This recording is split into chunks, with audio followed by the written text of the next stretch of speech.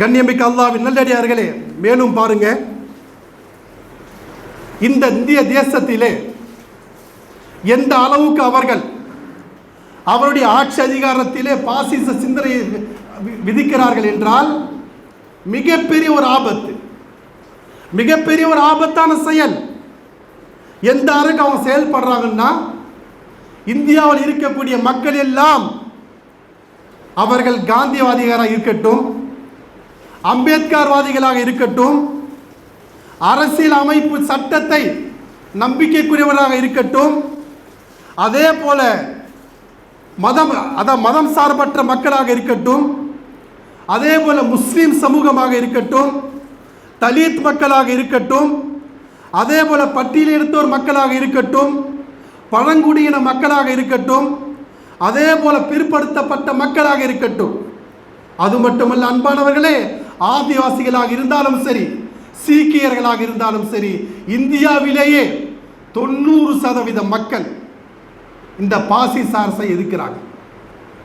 பாஜக அரசை வேண்டாம் என்று சொல்கிறார்கள், வெறுக்கிறார்கள். எத்தனை மக்களுங்க? 90% மக்கள். இருக்கா இல்லையா? அப்படி இருந்தும் அவன் எலெக்ஷன் எப்படி ஜெயிக்கிறான், எப்படி வந்து விடுகிறான் என்று சொன்னால் ஒரே ஒரு விஷயம் தான் சகோதரர்களே, அதுதான் இவிஎம் மிஷின். நாம் நம்பிக்கொண்டிருக்கிறோம் இந்திய நாட்டிலே இந்த குடியரசு சட்டத்திலே சரியா அதிகாரிகள் முறையாக இருக்கிறார்கள், தேர்தல் கமிஷன் முறையாக இருக்கிறது, சுப்ரீம் கோர்ட் சரியாக இருக்கிறது, அதிகாரிகள் சரியாக செயல்படுகிறார்கள் என்று நாம் நினைக்கிறோம். ஆனால் அது பொய்யான விஷயம்.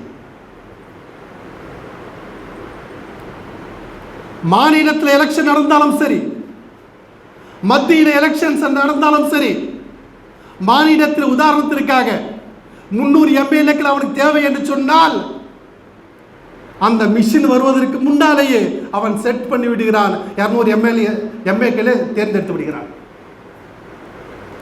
அதே போல அவனுக்கு எம்பிக்கள் தேவையா? பாராளுமன்றத்தை 20 எம்பிக்கள் இருந்தால் தான் ஆட்சி செய்ய முடியும் என்று இருக்கிறதே. அந்த இவிஎம் மிஷனுக்கு முன்னாலேயே அவன் எத்தனை எம்பிக்கள் தேவையோ அத்தனை எம்பியும் சரி செய்து விடுகிறான். சகோதரர்களை, சிந்திக்க ஒரு விஷயம் தெரியுமா? நாம் நினைச்சிட்டு இருக்கோம் இந்த பாசிச அரசு மட்டும்தான் இப்படி செய்கிறது என்று. மிகப்பெரிய பிரதானமாக இருக்கக்கூடிய காங்கிரஸ் கட்சி ஒரே ஒரு நாள் பாருங்க, நீங்க எலெக்ஷன் நேரத்தில் பார்ப்பீங்க, 1 லட்சம் மிஷின் வெளிநாட்டில் வாங்குறான்னு வச்சுக்கல, இவிஎம் மிஷினை 20,000 மிஷின் திருடு போகுது. 20,000 மிஷின் எப்போ வருதுன்னு சொன்னா, எலெக்ஷன் நேரத்திலே ஆட்டோவில் போவோம், லாரியில் போவோம், ட்ரெயினில் எடுத்துட்டு போவாங்க.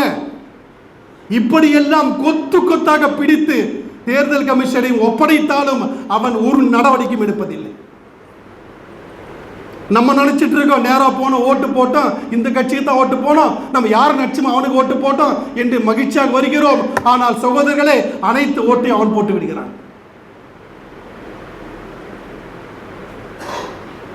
இது போன்ற விஷயங்கள் தான் இப்ப நடைமுறையில் இருந்து கொண்டிருக்கிறது. எதிர்கட்சிகள் கேட்கிறதா? ஆளுங்கட்சிகள் கேட்கிறார்களா? அதாவது இருக்கக்கூடிய மக்கள் கேட்கிறார்களா? மாநிலத்தில் இருக்கக்கூடிய அரசர்கள் கேட்கிறார்களா? யாருமே கேட்பதில்லை.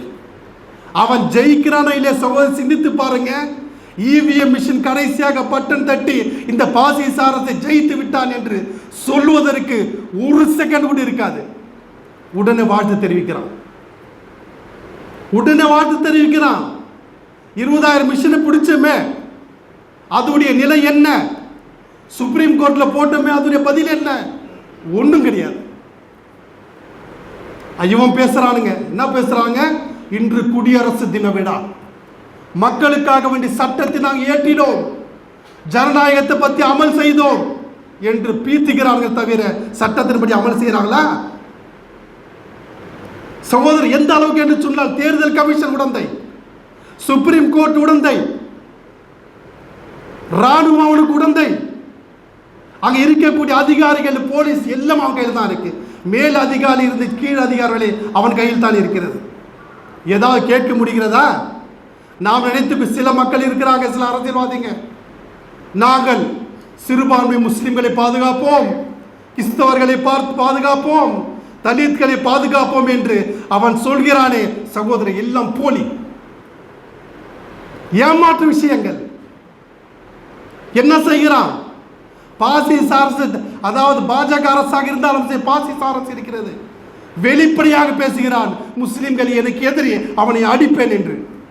ஆனால் இந்த கோழைகள், இந்த துரோகிகள் இருக்கிறார்களே, முன்னாடி பேசுவான்